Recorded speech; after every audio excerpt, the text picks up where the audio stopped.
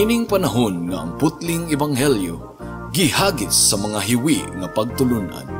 Kinahanglan mo barug ang mga tinunan ni Kristo sa pagpakigbisog sa paglaban sa pagtuo, nga magkausa ug alang sa tanang panahong gihatag sa Dios ngadto sa iyang katawan.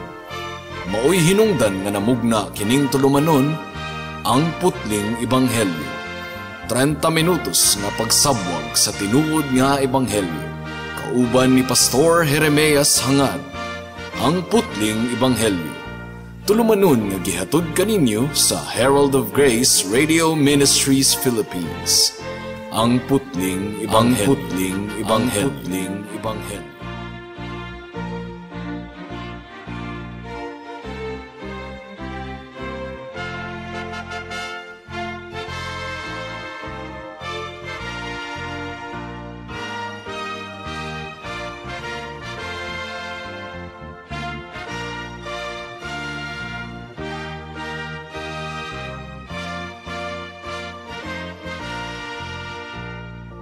Special greetings sa tanang regular nga tigpaminawan sa atong panagsibya dinhi sa kahanginan ug espesyal usab nga pagpanimbaya sa akong 95 years old nga lolo nga si Isabelo Lauri Sr. nga Lord be willing mag-turn 96 years old na karong July 15. Alang sa pamalandong sa pulong sa Ginoo niining takna, please turn with me to Romans chapter 4 verse 1 to 8. Ang giingon dinhi mga kaigsunan, unsa lagi ang atong ikasulti mahitungod sa nadiskubrihan ni Abraham nga atong kagikan sumala sa unod. Tungod kay kung si Abraham giisip nga hingpit pinaagi sa mga buhat, aduna unta siya ikapasigarbo apan dili diha sa Dios. Tungod kay unsa ang gisulti sa kasulatan, mituo si Abraham sa Dios ug kadto giisip alang kaniya nga pagkamatarong. Karon sa nagabuhat, ang bayad dili pagaisipon nga grasya kundili maulang gayod ang angayan. Apan kaniya nga wala nagbuhat kundili nagtuo diha kaniya nga nag-isip nga hingpit sa daotang tawo, ang iyang pagtuo giisip nga pagkamatarong. Sama man sa giingon ni David mahitungod sa pagkabulahan sa tawo nga giisip sa Dios nga matarong nga bulag sa mga buhat. Bulahan ang gipasaylo sa ilang mga daotang buhat ug ang mga gitabunan ang ilang mga kasalanan. Bulahan ang tawo nga wala giihap sa Dios bato kanila ang kasalanan. May the Lord bless the proclamation of His word at this moment.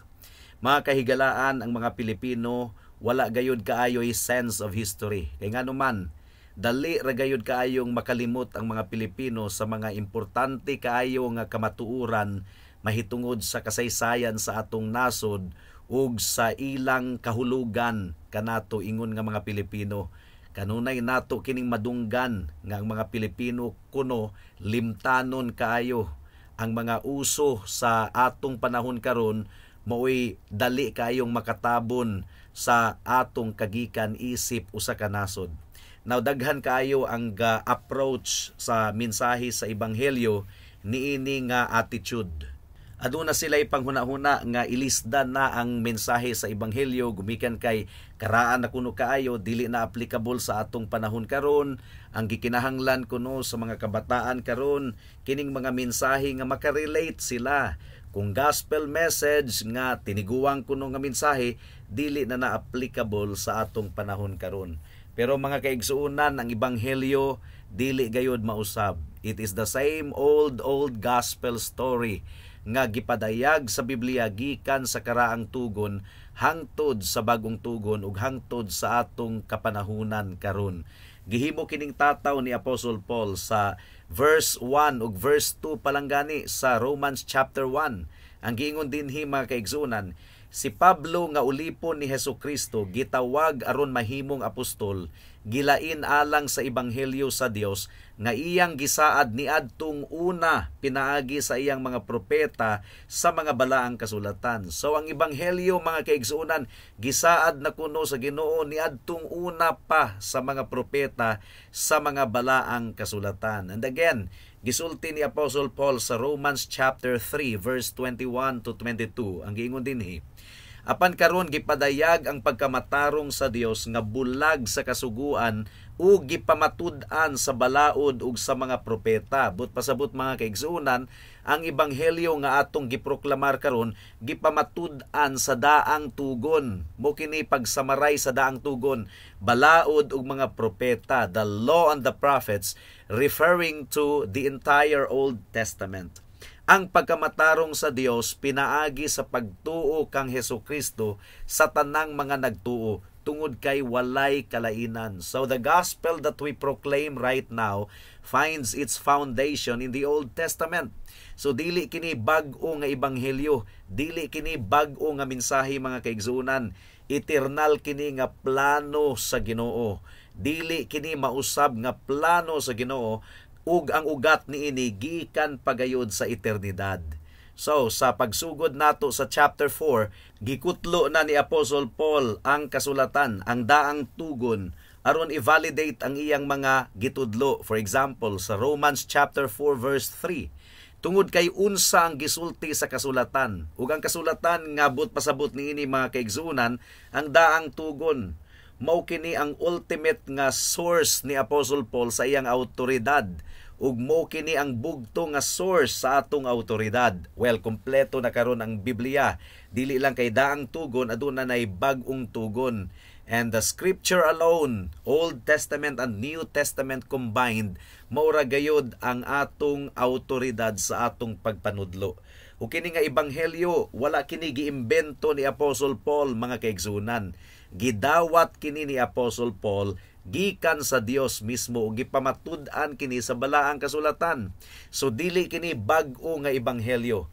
Nakita ni Apostle Paul ang iyang katungdanan nga muwali niini nga ebanghelyo nga dili gayud usbon, dili gayud i-modify.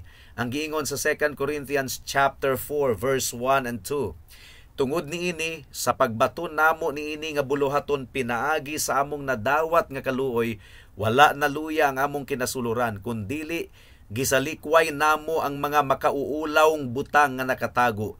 Mibalibad kami sa pagbuhat ug pamintaha o gamiton sa pagpanlimbong ang pulong sa Dios, kundili pinaagi sa pagmantala sa kamatuuran, gipaila-ila namo ang among kaugalingon sa matag konsensya sa mga tawo at ubangan sa Dios. So ingon ini ka dedicated si Apostle Paul mga kaigsuonan. He preached the gospel ug wala gayud niya i-modify, wala niya giusab ang ebanghelyo.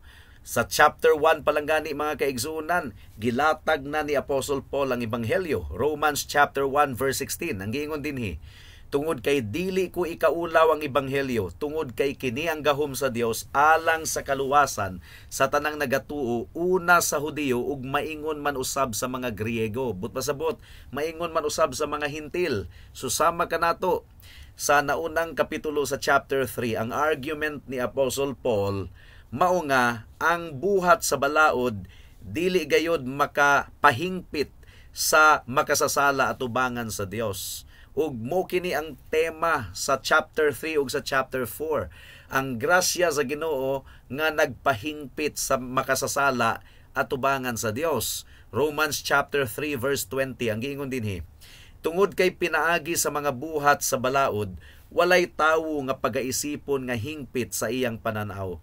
Tungod kay pinaagi sa balaod, mao ang pagkaila sa kasalanan. So, wala kita naluwas pinaagi sa balaod. Dili gyud kita maluwas pinaagi sa balaod. Ang papel sa balaod, mao ang pagpahibalo kanato nga kita makasasala, gumikan kay gisupak nato ang balaod. So, ang kaluwasan mga kaigsuonan, grasya lamang gayod. Mao gani nga dili gayod apil ang pagpasigarbo kung kaluwasan ang atong pagahisgutan. Wala gayud kitay mahalad sa Ginoo nga maoy makapatagbaw sa kasuko sa tunglo sa Dios batok sa atong mga sala. Romans chapter 3 verse 27, ang giingon dinhi, busa hain man ang pagpasigarbo, wala kinilabot pinaagi sa unsang balaod, sa mga buhat dili, kundili pinaagi sa kasuguan sa pagtuo. Ug napangagpasana ni Apostle Paul nga ang mga Hudiyo dili gihapon kumbinsido. In fact, hugot gayud kayo sila nga mual kontra sa gisulti ni Pablo. Tungod kay nakita nila ang ilang kaugalingon nga privileged kayo. Dako kayo ang ilang pribilehiyo, gumikan kay mga anak kunuhay sila ni Abraham, gituli sila, they were the people of God.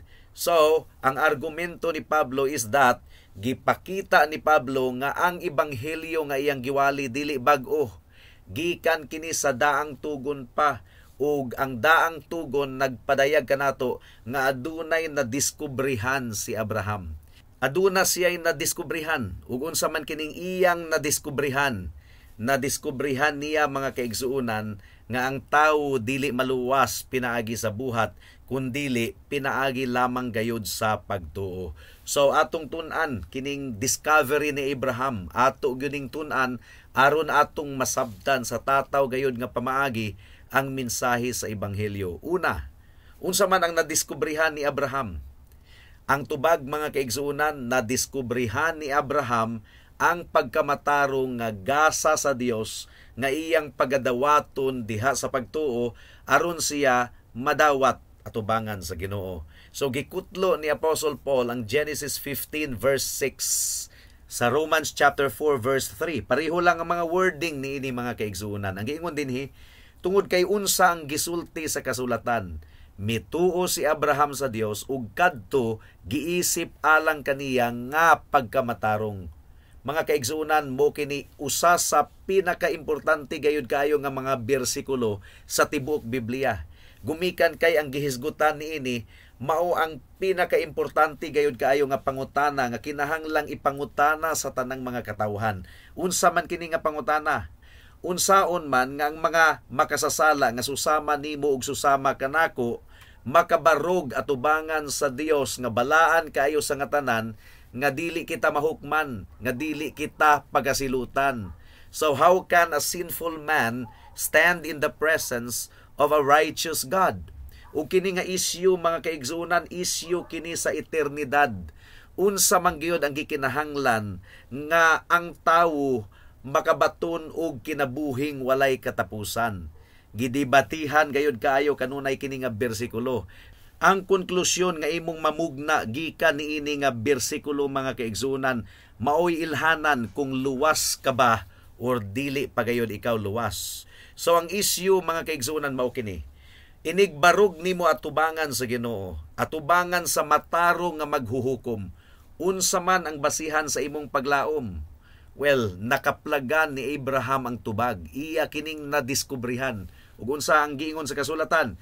Mituo si Abraham sa Dios ug kadto giisip alang kaniya nga pagkamatarong.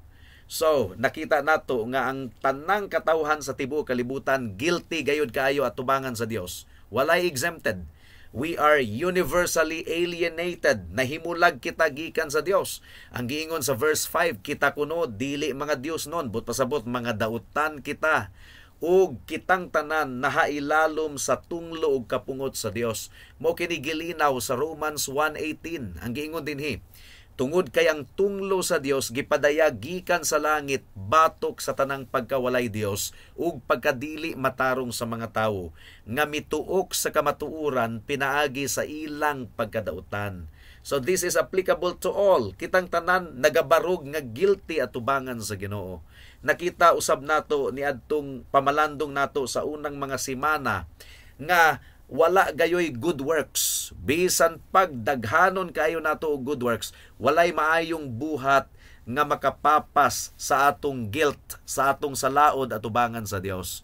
Mao kini giingon sa Romans 3:20. Tungod kay pinaagi sa mga buhat sa balaod, walay tawo nga pagaisipon nga hingpit sa iyang pananaw. Tungod kay pinaagi sa balaod, mao ang pagkaila sa kasalanan. So, nakaplagan ni Abraham ang pagkamatarong nga gasa sa Dios ngadto kaniya bulag sa balaod, bulag gikan sa iyang kaugalingong pagpaningkamot. Kini nga pagkamatarong ang Dios lamang ang makahatag niini ug ang paghatagan sa Dios mao ang makasasala nga adunay pagtuo ug pagsalig nganha kaniya. So, ang ikaduhang pangutana, sa unsang paagi na diskubrihan kini ni Abraham? Nadiskubrihan ni Abraham mga kaigsunan nga wala gayud siya'y mahalad sa Dios, wala siya'y maikapasigarbo at tubangan sa Ginoo aron siya pagadawaton sa Dios. Sa pagkatinuod lang mga kahigalaan, ang tanang nabatunan ni Abraham gikan gayod sa Ginoo. So wala siya dapat ikapanghinambog. Ang giingon sa Romans chapter 4 verse 2. Tungod kay kung si Abraham giisip nga hingpit pinaagi sa mga buhat, aduna unta siya ikapasigarbo apan dili diha sa Dios. Si Abraham mga kaigsuunan dato gayod kaayo nga tawo, pero nasayod siya nga ang iyang kadato, ang tanan niyang kabtangan gasa kinigikan sa Dios. Ang giingon sa Genesis 13 verse 2, ug si Abraham dato kaayo sa mga buhi nga hayop, pilak ug bulawan. Gisundan pagyud kini sa Genesis chapter 14 verse 22 hangtod sa 23. Giingon ni Abram sa hari sa Sodoma, nanumpa ako sa Ginoong Dios sa kahitasan nga nagmugna sa langit ug sa yuta, nga dili ko mukuha bisag usa ka tanod o usa ka panghikot sa sandalyas o sa bisag unsang alang kanimo, basin ug muingon ka gipadato ko si Abram. So si Abraham pod mga kaigsunan powerful kaayo sa pagyera, pakigubat. Gumikan kay aduna siya mga private army mga kaigsunan. Pero nasayod si Abraham nga ang iyang kalampusan sa giyera gikan gayod sa Dios. Genesis chapter 14 verse 14. Ang giingon dinhi, sa dihang nadunggan ni Abram nga nabihag ang iyang kadugo, gipangunahan niya ang iyang 3 ka gatos ug napulog 8 nga mga nabansay nga mga sundalo nga gipanganak sa iyang panimalay, ug ilang gigukod sila hangtod didto sa Dan. So nakigubat si Abraham batok sa 4 ka hari ug sa ilang mga kasundaluhan. Kini nga 4 ka mga hari mga kaigsunan, una nang mipilde sa 5 ka mga hari nga mirebelde batok kanila ug batok sa tanang mga tawo nga mialkontra sa ilang mga dalan. Apan gipildi sila ni Abraham pinaagi sa 318 lang nga mga private army ni Abraham. Ug nasayod usab sa Abraham mga kaigsuunan nga dili gayud pinaagi sa iyang buhat nga nahimo siyang madawat atubangan sa Ginoo. So unsa man gyud ang basihan nganong gidawat sa Abraham atubangan sa Ginoo? Ang basihan mao nga nasuluban si Abraham sa gasa sa pagkamatarong nga gikan sa Dios mismo. So kini nga righteousness pabor lamang kini sa Dios nga gihatag sa mga makasasala nga naghinulsol sa ilang sala ug mituo sa atong Ginoong Hesukristo lamang. So ang basihan mga kaigsuunan sa kaluwasan, grasya lamang gayod o kinialang lamang gayod sa kahimayaan sa Dios. Wala gayoy kalabutan ang maayong buhat ni Abraham alang sa iyang kaluwasan. Kay kung labot pa ang maayong buhat ni Abraham, doon na unta siya ikapasigarbo. Mo kini argumento ni Pablo sa Romans chapter 4 verse 2. Tungod kay kung si Abraham giisip nga hingpit pinaagi sa mga buhat, aduna unta siya ikapasigarbo apan dili diha sa Dios. Ang tinuod nga mensahe mga kaigsunan mao kini nga gituman sa Dios ang atong kaluwasan sa paagi nga siya lamang gayud ang makadawat sa tanang himaya ug dungog. Usa sa pinakaimportante gayud kaayong doktrina sa Reformation mao ang sola gratia or grace alone. Unsaon man nga mahimo kitang gawas nun gikan sa sala, unsaon man nga mahimo kitang madaugon batok kang Satanas, ang tubag tataw gayud kaayo mga kaigsuunan. Ang Dios kinahanglan nga mubag-o sa atong kasing-kasing ug hunahuna. Ang Dios kinahanglan nga muoy muluwas kanato ug ang kaluwasan atong nadawat pinaagi lamang gayud sa grasya sa Dios. Unsa man ang grasya mga kaigsuunan? Ang grasya mao kini ang pabor nga nadawat nato gikan sa Ginoo nga dili kita takos nga modawat niini. Pabor kini nga wala gani kitay katungod nga modawat niini. It is a favor we do not deserve. Ug kung wala ang grasya sa Dios, magpadayon gayud kita sa atong pagrebelde batok sa Dios. Kung bulag sa grasya sa Ginoo, malaglag gayud kita diha sa atong mga sala. So matag tawo nga naghinulsol sa ilang sala ug napasiguli sa Dios, nabuhat kini or nahitabo kini pinaagi lamang gayud sa pabor sa Ginoo. It is all of God's doing. Si Noe mga kaigsuunan nakakaplag og grasya gikan sa Ginoo. Si Joshua, si Haring David ug ang tanang mga propeta, grasya gayud sa Ginoo ang ilang nakaplagan. Nahimong matarong si Abraham at tubangan sa Dios pinaagi lamang gayod sa grasya sa Dios. Now ikatulo nga pangutana, giunsa man kini pagdawat ni Abraham? Unsa man ang giingon sa Romans chapter 4 verse 5. Apan kaniya nga wala nagbuhat, kundili nagtuo diha kaniya nga nag-isip nga hingpit sa daotang tawo, ang iyang pagtuo giisip nga pagkamatarong. So kini nga pagtuo mo kini pagsalig gayod nga igo na ang dugo ug ang pagkamatarong ni Kristo. Kini nga pagtuo mo'y hinungdan nga kita pagaisipon nga matarong at tubangan sa Dios. So pinaagi sa pagtuo nakaplagan ni Abraham kini nga pagkamatarong, gigasa sa Ginoo ngadto kaniya iya kining nadawat nga libre pinaagi sa pagtuo. Karon ang pangutana, unsa man ang gituuhan ni Abraham? Unsa man ang saad sa Dios nga gituuhan ni Abraham? Unsa man gyud ang esensya sa pagtuo? Unsa man gyud ang nakaplaga ni Abraham? Importante gayud kaayo kini nga pangutana tungod kay kung madiskubrihan nato ang gituuhan ni Abraham, kita man usab pagaisipon nga matarong at tubangan sa Dios. Ang giingon ni Pablo sa Galatians chapter 3 verse 8. Ug ang kasulatan nga nasayod ni adtong una pa man nga ginaisip nga hingpit sa Dios ang mga hintil pinaagi sa pagtuo, gipadayag ang ebanghelyo ni adtong una pa man ngadto kang Abraham nga nagaingon, pinaagi kanimo mapanalanginan ang tanang mga nasod.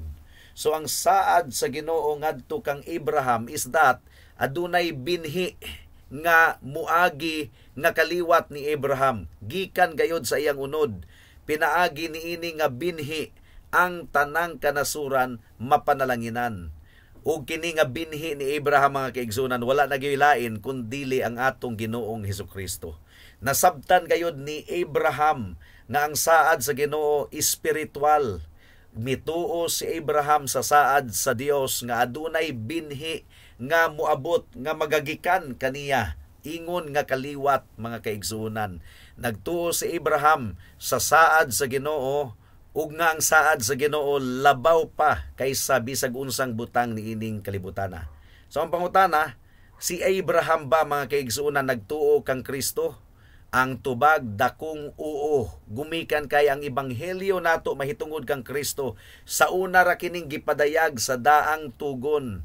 So kinahanglang masabta nato nga kining ebanghelyoha nga atong giwali dili gayud mausab. O kinahanglang masabtan usab nato ang kinaiyahan sa kining gitawag og progressive revelation. Gianam-anam sa Ginoo og pagpadayag sa mas tataw gayud nga pamaagi ang mensahe sa ebanghelyo. Nasabtan ba ni Abraham ang kinatibuk-an sa saad niini? Of course, wala niya masabti sa kinatibuk-an pero nagtuo siya nga adunay binhi nga gisaad nga manluluwas. Nasabtan ba ni Moses nga si Kristo ang buot masabot sa mga ritual sa daang tugon? Wala niya masabti kadto sa kinatibuk-an gayud mga kaigsunan pero nasabtan niya nga adunay Mesiyas nga umaabot. Deuteronomy chapter 18 verse 18. Magtuboy ako alang kanila og usa ka propeta nga sama nimo gikan sa ilang mga igsuon ug akong ibutang ang akong mga pulong sa baba niya ug iyang isulti ngadto kanila ang tanan nga akong isugo kaniya. So mituo si Moses niini nga aduna gayoy umaabot nga Mesiyas, usa ka propeta nga susama kuno kang Moses.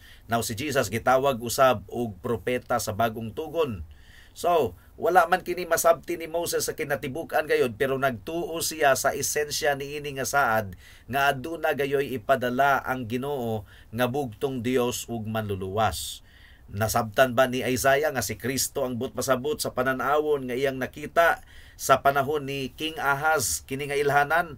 Of course, wala masabti ni Isaiah ang kinatibuk-an niini pero nagtuo siya nga espiritual gayod ang fulfillment ni ining tanan. Isaiah 7:14, busa ang Ginoo mismo ang maghatag kaninyo og ilhanan. Ania, usa ka birhen ang magmabdos, ug mga anak ug usa ka lalaki, ug iyang pagatawgon ang iyang ngalan og Emmanuel. So nasabtan kini ni Isaiah nga ang Mesiyas kini nga umaabot. Although wala niya makita sa kinatibuk-an gayod ang kompleto nga ebanghelyo nga atong nasabtan sa atong panahon karon. Gumikan kay progressive revelation paman guni.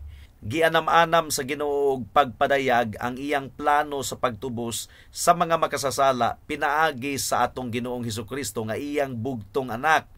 So, sa atong panahon karon gumikan kay miabot naman si Kristo, nahimong klaro na gayud kayo nga si Kristo di ay katong binhi nga but pasabot ni Abraham. Si Kristo di ay ang suffering servant nga nakita ni Isaiah. Si Kristo gayud di ay ang tanan, mga kaigsuonan. Galatians chapter 3 verse 16. Karon ang mga saad gihimong ngadto kang Abraham ug sa iyang binhi, wala giingon ug sa mga binhi. So dili kini plural, dili kini daghan nga mahitungod sa daghan, kundili mahitungod sa usa lamang ug sa imong binhi nga si Kristo. So nasabtan kayo ni Abraham nga dunay usa ka binhi nga umaabot nga mao'y manunubos sa tibuok kalibutan. So nagtudlo ang Biblia kanato nga ang pagtuo ni Abraham mao ang basihan nganong giisip siya nga matarong atubangan sa Dios. Ang pagtuo mao ang instrumento diin nahimong hingpit si Abraham atubangan sa Dios. Ug kini nga pagtuo mao kini ang esensya sa Christian religion. Ang pagtuo mao ang pagpahulay sa saad sa Ginoo sa pagtubos pinaagi sa dugo sa sakripisyo ni Kristo didto sa cross. So usa sa mga singgit sa Reformation mao ang faith alone. Pagtuo lamang kang Kristo sa iyang dugo ug pagkamatarong mao ang basihan sa atong kaluwasan. Matud pa ni Martin Luther, sola fide is the article upon which the church stands or falls. If the article of justification is lost, all Christian doctrine is lost at the same time. So, nadiskubrihan pag-usab ni Martin Luther ang tinuod nga ebanghelyo sumala sa gipadayag sa balaang kasulatan. Ikaupat nga punto, unsa man ang resulta sa nadiskubrihan ni Abraham. Ang resulta niini, mga kaigsuonan, siya giisip nga matarong, gipakamatarong, gideklarar nga matarong atubangan sa Dios. Romans chapter 4 verse 5. Apan kaniya nga wala nagbuhat kundili nagtuo diha kaniya nga nag-isip nga hingpit sa daotang tawo, ang iyang pagtuo giisip nga pagkamatarong. So, kinsa man ang pagahimuong matarong sa Ginoo, ang daotang tawo nga nagtuo kang Kristo. So, bisan pag-unsa di ay kadautan sa tawo, mga kaigsuonan, kung siya nagatuo lamang kang Kristo ingon nga iyang Dios ug manluluwas, siya gayud maluwas. Pareho sa nahitabo ni adtong kriminal nga kauban nga gilansang ni Kristo didto sa cross sa Kalbaryo. Of course, ang tinuod nga pagtuo dili nato kini pwedeng bulagon gikan sa tinuod nga paghinulsol. So si Abraham, gipasaylo siya sa tanan niyang mga kasalanan. Gisuportahan usab kini sa kasinatian ni David. Ang giingon sa Romans chapter 4 verse 7 to 8. Bulahan ang gipasaylo sa ilang mga daotang buhat ug ang mga gitabunan ng ilang mga kasalanan. Bulahan ang tawo nga wala giihap sa Dios bato kaniya ang kasalanan. So, importante gayud kaayo kini. Si Abraham nakadawat sa gasa sa pagkamatarong ni Kristo. Ang pagkamatarong ni Kristo mao ang gisulob ngadto kang Abraham. Mao nga nahimo na siyang hingpit atubangan sa Dios. Wala gayoy ikapasigarbo si Abraham, mga kaigsuonan. Well, mo reklamo ka nga, di ba si Abraham buutan kayo? Naningkamot siya sa pagsunod sa Dios. Willing gani siya nga ihalad ang iyang bugtong nga anak nga si Isaac ngadto sa Dios, isip halad nga sinunog, gumikan kay gisugo man kini sa Dios. Pero mga kaigsuonan, walay bisag usa niining mga butanga ang basihan nga si Abraham naluwas. Wala gayod. Walay bisag usa sa iyang nabuhat ang nakatangtang sa iyang salaod at tubangan sa Ginoo. Wala gayod, mga kaigsuonan. Unsa may imong paglaom nga malikayan nimo ang tunglo sa Dios, ang atong pagkabuutan walay pulos. Wala kitay pagkamatarong tungod kay wala nato nasunod ang balaod sa Ginoo perfectly. Kita sa tibuok natong kinabuhi, misupak gayud kita sa balaod sa Dios. Kinahanglan, mga kahigalaan, nga musalig ka lamang sa pagkamatarong ni Kristo. Gumikan kay ang iyang pagkamatarong andam nga isulob nganha kanimo kung musalig lamang ikaw kaniya. Romans chapter 4 verse 5. Apan kaniya nga wala nagbuhat kundili nagtuo diha kaniya nga nag-isip nga hingpit sa daotang tawo, ang iyang pagtuo giisip nga pagkamatarong. So, old gospel na gayud kayo kini. Karaan kini nga ebanghelyo ug mao lamang kini ang bugtong pamaagi sa Dios alang sa kaluwasan sa mga makasasala nga susama nimo ug susama kanako. Unsaon man nga malikayan nimo ang tunglo sa Dios, ang bugtong pamaagi nga ikaw mahingpit at tubangan sa Ginoo, mao lamang ang pagtuo sa atong Ginoong Hesukristo. Mutuo ikaw sa merito ni Kristo, pagaisipon ang imong mga sala nga nabayran na didto sa krus sa Kalbaryo, and God will declare you as not guilty if you believe in the Lord Jesus Christ alone. Busayaw na paglangan-langan higala, hinulsuli ang imong sala, ug saligi si Kristo lamang, ingon nga imong bugtong Dios ug manluluwas, ug ikaw maluwas. Amen. Alang sa dugang nga mga pangutana, mahimong mo text kang Pastor Jeremias hangad sa 0935 744 3030.